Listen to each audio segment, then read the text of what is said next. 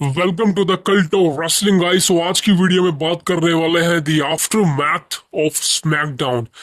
देखिए, as you know, आज का स्मैकडाउन भी इंटरनेशनल शो था जो कि इटली से हुआ था, और डब्ल्यू कंपनी इस समय तमाम शोज को इंटरनेशनली प्रेजेंट कर रही है, वहां जा रही है। That is the biggest thing. लेकिन आज की वीडियो में बात करने वाला हूं, the main attraction is the night is gonna be the triple threat of the night, the best in the world, CM Punk, Roman Reigns versus Seth Rollins. अब देखिए दोस्तों, as you know, Royal Rumble में हमको इस बात के सबूत मिल गए थे कि ये ट्रिपल थ्रेट मैच होने वाला है रसल मेनिया के अंदर, और आज कंफर्मेशन मिल चुकी है। रूमर के अकॉर्डिंग, सबके अकॉर्डिंग एंड लग चुका है, बिकॉज ये मैच रसल मेनिया 41 के लिए ऑफिशियल हो चुका है। Roman Reigns versus Seth Rollins versus the best in the world CM पंक, एक ट्रिपल थ्रेट मैच होगा। अब कोई स्टिपुलेशन नहीं है, कोई टाइटल नहीं है, लेकिन ये तीनों अपने आप में एक बहुत बड़े लेवल के सुपरस्टार है। तीनों के पास बहुत सी अचीवमेंट है, बहुत सी टाइटल रेन है, बहुत सी लेगेसी है। तो भाई, इनके बीच में कोई टाइटल होना कंपलसरी नहीं है, इनके बीच में कोई स्टिपुलेशन होना कंपलसरी नहीं है।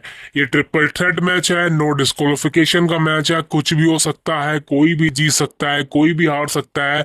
लेकिन इस मैच से जुड़ी बहुत इंटरेस्टिंग चीजें सामने निकल के आई है, जैसे कि दोस्तों, ये मैच मेन अट्रैक्शन बन सकता है नाइट वन का। जी हाँ दोस्तों, कंसीडर किया जा रहा है इस मैच को रसल मेनिया 41 की नाइट वन का मेन इवेंट इस मैच को बताया जा रहा है, और मैं इससे बिल्कुल एग्री करूंगा कि यही मैच रसल मेनिया का नाइट वन का मेन इवेंट हो, क्योंकि देखिए, इसके अलावा कोई भी चांसेस नहीं है कि और किसी मैच को आप मेन इवेंट में डाल दो। अगर आप सोच रहे हो कि आप जे उसो वर्सेस गुंथर को मेन इवेंट में डाल दोगे, भाई डिजास्टर हो जाएगा, बिकॉज सोशल मीडिया पर जे उसो के लिए बहुत ही ज्यादा हेट शुरू हो चुकी है। और ये बात मैं आपको बता चुका हूं कि अगर जो चीजें सोशल मीडिया पर शुरू हो जाए वो रुकती नहीं है, वो बढ़ती ही जाती है। यानी कि अगर किसी को हेट मिल रही है, अगर उसको हेट करने वाले की संख्या ज्यादा है, तो और उसमें ऐड हो जाएंगे और उसको हिट करेंगे। लेकिन अगर किसी को चेयर मिल रही है और संख्या ज्यादा है, तो उसको चेयर मिलनी स्टार्ट हो जाती है। यही रीजन है कि जे उसो पे इतनी ज्यादा हेट सामने आ रही है। आप मेरे को कहेंगे भाई टीवी पे तो दिखाई देती नहीं। देखिए दोस्तों, टीवी पे सारा कंट्रोल डब्ल्यू कंपनी का है, फैंस का है।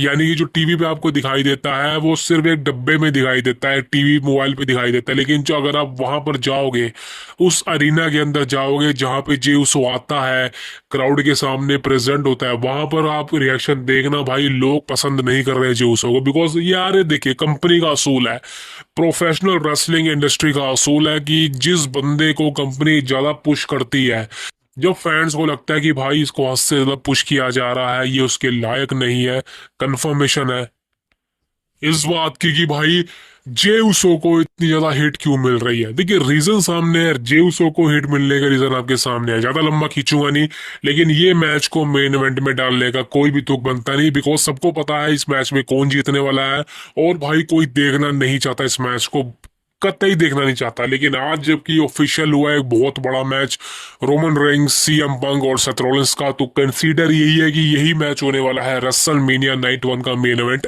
बिकॉज यहाँ पर सीएम पंक का बिगेस्ट फेवर सामने आने वाला है, और पॉल हेमन का बीट्रेल होने वाला है रोमन रेंस पर।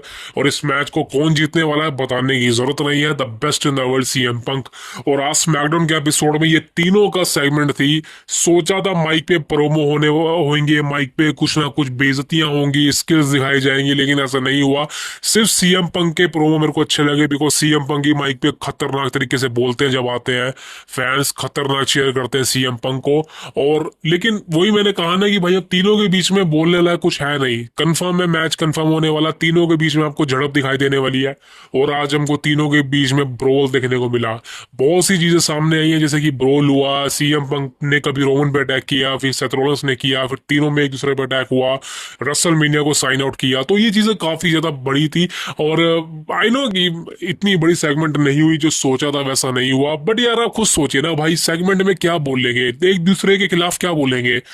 रोमन रेंस ने क्या किया सबको पता है, सेथ रॉलिंस क्या कर रहा है सबको पता है, सीएम पंक की लेगेसी के बारे में सबको पता है। तो यहाँ पे बोलने लायक कुछ है ही नहीं, बोलने लायक कुछ है ही नहीं। तो क्या माइक पे क्या बोलेंगे, एक दूसरे की बेइज्जतियां करेंगे? तो भाई बेइज्जतियां करने कोई फायदा नहीं ना, बिकॉज अब आपको रसल मेनिया के लिए बिल्डअप दिखाना है। तो आज जो चीजें हुई है, एक तरह से ब्रोल स्टार्ट हुआ है, तो भाई बिल्कुल बढ़िया है। अब आने वाले एपिसोड्स के अंदर और कुछ होने वाला है, लेकिन हाँ रेगुलर होने वाले हैं सब बंदे। अब आपको ऐसा नहीं है कि कभी सीएम पंक गायब है, कभी रॉलिंस गायब है, कभी रोमन गायब है। ये तीनों आपको अब मेरे मेरे ख्याल से जो भी चीजें सामने आई है, सही शेड्यूल सामने आया है, ये तीनों प्रेजेंट होने वाले हैं रो स्मैकडाउन के तमाम एपिसोड्स पर। ये बहुत बड़ी बात है, बिकॉज अगर ये मेन इवेंट होने वाला है रेसलमेनिया नाइट 1 का, तो भाई आपको कोई भी कसर नहीं छोड़नी पड़ेगी। बिकॉज यहाँ पे सबसे बड़ी लेगेसी ऐड है वो है सीएम पंक की और पॉल हेमन की। बिकॉज भाई आज आपने स्मैकडाउन के एपिसोड में देख ही लिया है, सीएम पंक ने फेवर की बात करी है, पॉल हेमन बोल रहे हैं कि अभी करूं, अभी फेवर दूं तेरे को। भाई वो फेवर क्या है हम सबको पता है, बात फेवर बता के आपका मजा खराब नहीं करूंगा, लेकिन हाँ एक बात कंफर्म है कि ये मैच बहुत बढ़िया, बहुत बड़ा होने वाला है। और अभी आई नो कि एक्साइटमेंट थोड़ी नहीं है इस मैच के लिए, बिकॉज अभी शुरुआत ही हुई है। एक तो लेट काफी बिल्डअप हुआ है, आई नो बहुत लेट बिल्डअप हुआ है। रोमन एक महीना गायब था, उसके बाद अलग चीज हुई, लेकिन द मेन थिंग इसकी दोनों तो तीनों अब एक रोड पे आ चुके हैं, Seth Rollins, Roman Reigns, the best in the world, CM पंक। तो कोई दिक्कत नहीं भाई। देखिए रेसलमेनिया को मैच बुक करना था, वैसे तो भाई तीनों को अगर अलग बुक किया जाता तो और बढ़िया होता, पंक का अलग ओपोनेंट होता, रोलेंस का अलग, रोमन का अलग। लेकिन भाई आप खुद सोचे ना, तीनों के लिए अभी कोई अपोनेंट नहीं है, इसलिए तीनों को एक साथ आना पड़ा। और सबसे बड़ी बात है, पॉल हेमन और सीएम पंक को एक साथ लाना है, जिस वजह से ये मैच होना बहुत ही ज्यादा जरूरी है। देखिए फ्यूड तो रोमन और पंक के बीच में है, रोलेंस तो सिर्फ एक प्यादा है। रोलेंस और पंक के बीच में तो सब खत्म हो चुका है, दोनों के बीच में मैच हो चुका है, दोनों के बीच में सब कुछ ओवर हो चुका है। लेकिन रोमन और पंक के बीच में जो चीज चलने वाली है ना, वो आगे के लिए इशारा करने वाली है, उसी कारण से ये मैच हो रहा है। रेसलमेनिया में आपको रोमन वर्सेस पंक ही देखने को मिलना था, लेकिन सेथ रोलेंस के लिए कोई अपोनेंट था ही नहीं। और आपको पता है कि रोलेंस बड़ा स्टार है, कोई छोटा मोटा स्टार तो है नहीं, और रेसलमेनिया से रोलेंस को गायब रखना बिल्कुल भी सही नहीं होगा। This is the main reason कि यहां पर रोलेंस को ऐड किया गया है। लेकिन आगे चलकर समर स्लैम के अंदर Roman Reigns versus CM Punk के बीच में फाइट होगी, यहां पर पॉल हेमन होने वाला है सीएम पंक की साइड, कंफर्म बोल देता हूं। अब दोस्तों बात करना चाहता हूँ एक और मैच ऑफिशियल की। ये मैच भी ऑफिशियल हो चुका है, the Viper Randy Orton versus Kevin Owens. अब देखिए सबको पता था ये मैच ऑफिशियल होने वाला है, और आई थिंक कहीं ना कहीं डब्ल्यूडब्ल्यूई कंपनी को पता है कि भाई धड़ाधड़ मैच ऑफिशियल करने पड़ेंगे। ओनली 1 मंथ, 1 मंथ क्या कहते हैं उसको, 1 मंथ रह चुका है, 1 मंथ लेफ्ट, सॉरी मैं भूल गया था भाई, काम बहुत है ना। तो भाई 1 महीना रह चुका है रसल मीनिया को होने में, और अब जाके रसल मीनिया के लिए धड़ाधड़ मैच ऑफिशियल हो रहे हैं। सीएम पंक रोमन और पंक का, सॉरी सीएम पंक रोमन और रोलिंस का मैच ऑफिशियल हुआ, देख ही लिया है। एक और मैच ऑफिशियल हो चुका है, the Viper Randy Orton versus Kevin Owens. ये सिंगल मैच होने वाला है विदाउट स्टिपुलेशन, लेकिन बताया जा रहा है इस मैच में स्टिपुलेशन ऐड होगी। हो सकता है ये मैच नो होल्ड्स बार्ड हो जाए, टीएलसी हो जाए, लैडर लैडर तो नहीं होने वाला सॉरी, लेकिन हाँ ये मैच में कुछ ना कुछ स्टिपुलेशन ऐड हो सकती है। बिकॉज यहाँ पर सबसे बड़ी चीज क्या है, वो है रेंडी ओर्टन की द वाइपर की पंट किक। अब पंट किक क्या है मुझे बताने की जरूरत नहीं है, आप जानते हैं। अगर आप जानते हैं तो आप लेजेंड हैं, लेकिन अगर आप नहीं जानते तो भाई आपसे बड़ा बचपना किसी के अंदर नहीं है भाई। और दूसरी तरफ हम देख रहे हैं Kevin Owens the price fighter, वो अपना जो क्या कहते हैं उसको, वो सर नीचे करके मारता है, मैं तो भाई नाम भी भूल गया हूँ, पाइल ड्राइवर को ही बोलूँ, पाइल ड्राइवर ही बोलूंगा भाई मैं उसको। तो वो पाइल ड्राइवर एक खतरनाक मूव बताया जा रहा है उसको, सर नीचे मारने वाली चीज। अब देखते हैं भाई क्या होता है रेसलमेनिया के अंदर। लेकिन एक बात कंफर्म है, रेंडी ऑर्टन की पंट किक कंफर्म होने वाली है, मैं आपको लिख के दे सकता हूँ। केविन ओवेंस के लिए भाई बड़ा खतरनाक होने वाला है रेसलमेनिया तक का सफर, बिकॉज अब जाके चीजें खत्म होने वाली है केविन ओवेंस के लिए, मैं आप बता सकता हूँ। बिकॉज सैमी ज़ेन भी आने वाला है भाई रेसलमेनिया में इसकी बैंड बजाने, तो भाई केविन ओवेंस के लिए चीजें अब जाके मुश्किल होने वाली है। It is not easy, that is the biggest thing. Match official हो चुका है। इसके बाद दोस्तों बात करता हूँ दी अमेरिकन नाइटमेयर कोडी रोड्स से। देखिए कोडी रोड्स आज नहीं आया, बिल्कुल कंफर्म था नहीं आने वाला, बिकॉज कोडी रोड्स आने वाला है मंडे नाइट रो पर। देखिए कंफर्म है कोडी रोड्स मंडे नाइट रो पे आने वाला है, बिकॉज नेटफ्लिक्स पर है। और सबसे बड़ा रीजन है वहां पे जॉन सीना भी आने वाला है, और John Cena versus Cody Rhodes का फेस टू फेस होने वाला है दूसरी बार। अब यहाँ पर प्रोमो सेगमेंट देखने को मिलने वाली है, प्रोमो बैटल होने वाली है, माइक के ऊपर बात करेंगे, धड़ाधड़ मजा आने वाला है। दिस इज वाई आज स्मैकडाउन के एपिसोड में से कोडी रोड्स गायब था। बहुत से लोगों को लगा कोडी रोड्स को आना चाहिए था, बिकॉज इंटरनेशनल शोज हैं। भाई आई नो इंटरनेशनल शोज हैं, बट यहाँ पे खुद सोचिए ना भाई, रेसलमेनिया के कैलिबर के अंदर भाई रेसलमेनिया में रोड रोड टू रेसलमेनिया चल रहा है, और यहाँ पे हर रोज स्मैकडाउन पे किसी को दिखाओगे तो कहीं ना कहीं हाइप खत्म हो जाएगी, वो मजा खत्म हो जाएगा देखने का। इसलिए एक शो पर बुलाओ, या तो रो पर या स्मैकडाउन पर। रो पर बुलाया जा रहा है तो कोई दिक्कत नहीं है भाई। ये मंडे नाइट रो के एपिसोड में आपको John Cena versus Cody Rhodes देखने को मिलने वाला है। अब देखते हैं भाई दोनों के बीच में क्या होता है। वैसे कोई कॉन्ट्रैक्ट साइनिंग नहीं है, लेकिन दोनों के बीच में बहुत गर्मा गर्मी होने वाली है।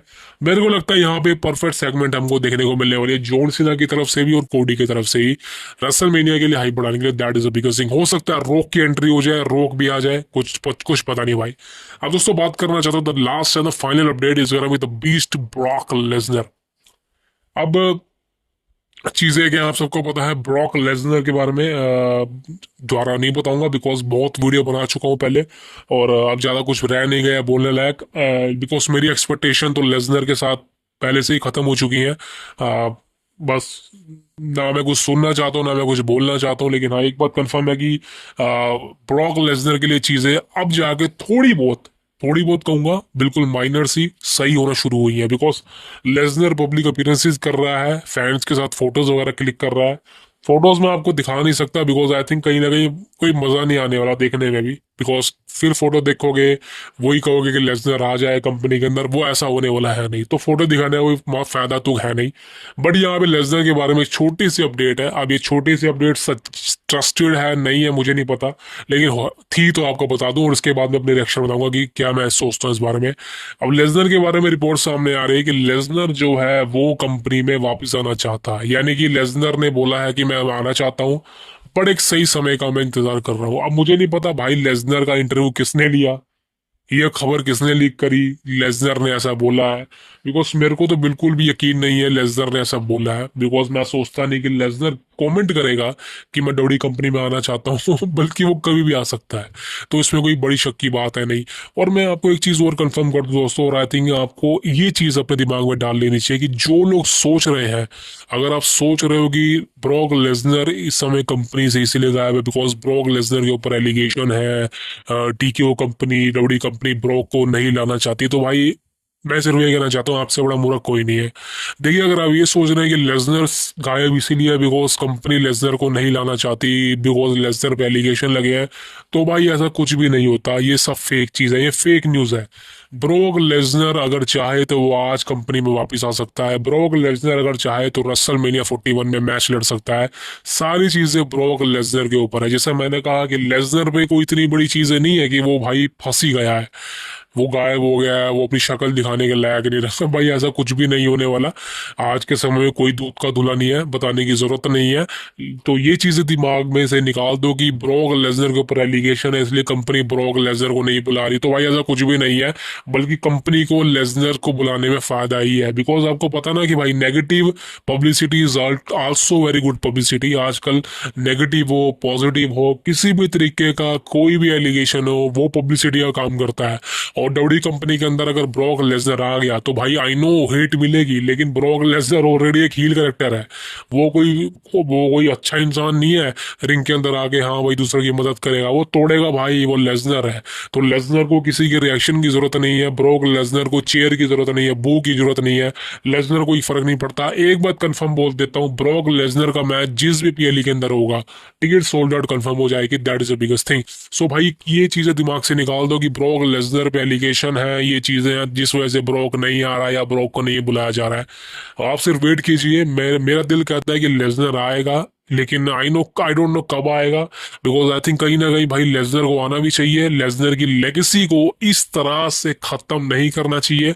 लेसनर को समझना चाहिए कि भाई अभी भी उसके अंदर वो चीज़ है जो वो दिखा सकता है। एज एग्जाम्पल देना चाहूंगा बिल गोल्डबर्ग का। अब गोल्डबर्ग के बारे में अपडेट देता हूँ भाई, इसके बाद दूंगा।